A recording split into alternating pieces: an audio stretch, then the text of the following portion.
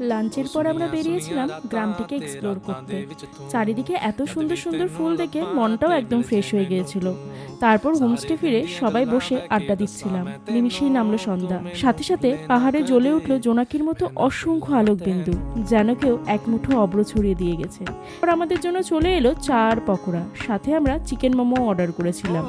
সামনে অন্তহীন পাহাড়, উপরে খোলা আকাশ, আর এখানে বারবিকিউরও বেশ সুব্যবস্থা রয়েছে। পরের দিন সকালে আমাদের জন্য চলে এলো চা আর কুকিজ। সকালে আকাশ পরিষ্কার থাকলে এখান থেকে সিকিমের পাহাড় এমনকি সিল্ক রুটও আবছা দেখা যায়।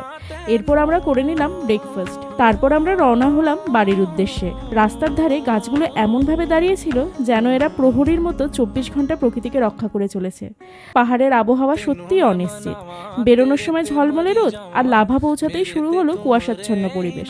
পৌঁছে গেলাম লাটাগুড়ি। এখানে পঞ্চব্যঞ্জন নামক একটা রেস্টুরেন্টে লাঞ্চ সেরে ফিরলাম বাড়ি।